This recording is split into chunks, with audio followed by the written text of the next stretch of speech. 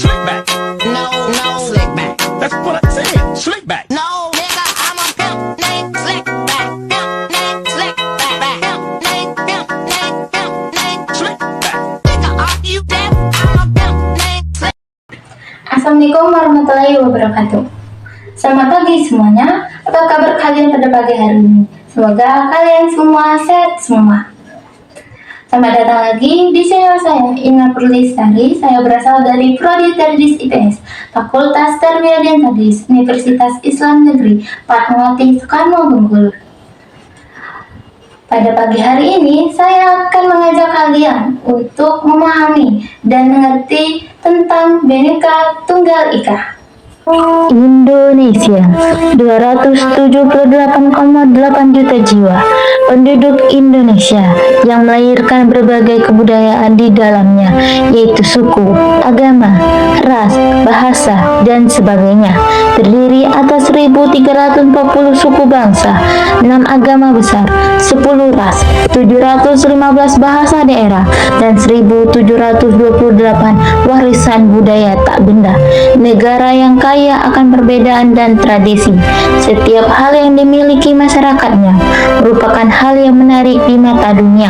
Perbedaan-perbedaan itu tak mampu menghalang kita menjadi bangsa yang satu. Tidak mudah memang untuk dapat melihat Indonesia dalam sudut pandang yang sama, bukan dari sudut pandang berbeda. Namun, ini Indonesia, negara yang penuh akan perbedaan, tanah lahirnya bangsa yang penuh akan keanekaragaman. Cukuplah Indonesia di bawah naungan Pancasila, di mana sesuai dengan semboyan negara Indonesia yang berasal dari karya sastra Jawa kuno, Empu Tentular, yang berbunyi Wan Wengi Mindu Sununggal Minuwas Bhinneka Tunggal Ika, yang berarti walaupun berbeda-beda, dalam perbedaan itu tetap ada kesatuan. Itulah Indonesia, Bhinneka Tunggal Ika, walaupun berbeda-beda tetapi tetap satu jua. Apa itu Bhinneka Tunggal Ika? Bhinneka Tunggal Ika merupakan semboyan nasional Indonesia. Bhinneka Tunggal Ika memiliki arti berbeda-beda tetapi tetap satu. Dalam perbedaan tetap ada persatuan. Bhinneka Tunggal Ika merupakan suatu hal yang dapat mencerminkan Indonesia. Bhinneka Tunggal Ika diabadikan di bawah lambang negara Indonesia. Bhinneka Tunggal Ika dapat ditemui di catat burung Garuda Indonesia.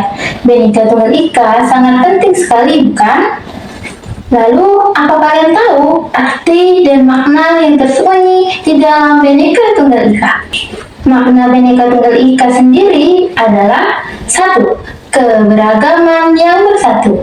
Bhinneka Tunggal Ika menggambarkan konsep bahwa meskipun Indonesia terdiri dari beragam suku, agama, ras, dan budaya, bangsa Indonesia tetap menjadi satu kesatuan yang tidak terpisahkan. Keberagaman tersebut diakui, dihargai, dan disatukan dalam semangat persatuan. 2. Toleransi dan saling menghormati. Semboyan Bhinneka Tunggal Ika ini mengajarkan pentingnya nilai-nilai toleransi, saling menghormati, dan hidup berdampingan dalam harmoni di tengah perbedaan. Masyarakat Indonesia diharapkan mampu menghormati hak-hak orang lain dalam beragama, berkeyakinan, dan berbudaya. 3. Persatuan dalam perbedaan. Bhinneka Tunggal Ika mengajarkan bahwa meskipun terhadap perbedaan dalam suku, agama, dan budaya, persatuan dan persaudaraan harus dijaga. Semua warga negara Indonesia memiliki tanggung jawab untuk bekerja sama dalam mencapai kemajuan bersama dan membangun bangsa yang kuat. 4. Kekayaan budaya dan keunikan.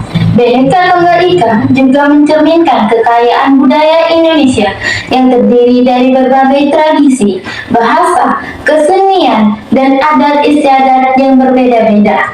Semua kekayaan budaya ini merupakan warisan yang harus dijaga dan dipertahankan sebagai identitas bangsa. Nah, jika tadi kalian sudah tahu makna Bhinneka Tunggal Ika, maka pembahasan ini akan membahas tentang keanekaragaman bangsa Indonesia.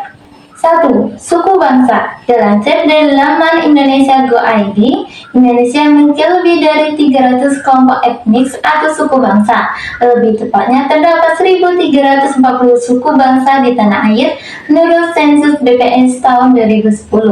2. Bahasa. Menurut laporan penelitian yang dilakukan pada 2017, telah teridentifikasi ada sebanyak 652 bahasa dari daerah Indonesia. Jumlah ini belum termasuk yang dialek dan subdialeknya. Apabila mengacu pada akumulasi persebaran bahasa daerah per provinsi, tercatat ada 733 bahasa daerah. Meski begitu, pemetasan bahasa berdasarkan akumulasi persebaran bahasa daerah per provinsi belum semua wilayah teridentifikasi. Namun, di banyaknya perbedaan bahasa di Indonesia, Indonesia membentuk satu bahasa persatuan, yaitu bahasa Indonesia. 3. Agama. Terdapat 6 agama yang diakui di Indonesia, yaitu Islam, Kristen, Protestan, Katolik, Hindu, Buddha, dan Konghucu. Mayoritas penduduk Indonesia memeluk agama Islam, yaitu sekitar 86,7% populasi atau sekitar 271 juta penduduk. Namun agama tertua di Indonesia sebetulnya adalah Hindu, yang memiliki sejarah paling panjang. Bali adalah wilayah di Indonesia yang menganut agama Hindu terbesar di Indonesia. Agama Kristen Protestan adalah agama kedua terbesar dengan presentasi 6,9% atau sekitar 16,5 juta orang. Agama Katolik menempati urutan ketiga sebagai agama dengan penganut terbesar di Indonesia. Sebanyak 8,5 juta penduduk Indonesia memeluk agama Katolik hingga akhir tahun 2022. Jumlah itu setara 3,06% dari total populasi Indonesia. Dari 272,23 juta penduduk Indonesia, sebanyak 1,71% merupakan pemeluk agama Hindu. Agama Buddha di Indonesia memiliki penganut dengan presentasi 0,7% atau sekitar 1,7 juta orang. Jumlah tersebut menjadikan agama Buddha sebagai agama kelima terbesar di Indonesia. Agama Konghucu menjadi agama ke-6 terbesar dengan presentasi 0,05% atau sekitar 0,1 juta orang di Indonesia. 4. Budaya. Indonesia adalah negara multikultural yang memiliki beragam budaya. Tiap budaya kemudian menghasilkan bentuk budaya yang berbeda-beda. Bentuk budaya dapat berupa kesenian, sistem pengetahuan, sistem sosial, sistem mata pencarian, dan lain-lain. Contoh, keragaman Indonesia meliputi rumah adat, upacara adat, alat musik tradisional, pakaian adat, tarian adat, lagu daerah, senjata tradisional, hingga makanan khas. Itulah macam-macam atau contoh keragaman budaya Indonesia. 5.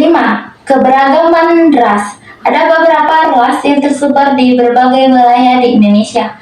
Ras Melayan Mongoloid yang berada di Sumatera, Jawa, Bali, Nusa Tenggara Barat, Kalimantan, dan Sulawesi. Ras Malaysia Nusuit mendiami wilayah Papua, Maluku, dan juga Nusa Tenggara Timur.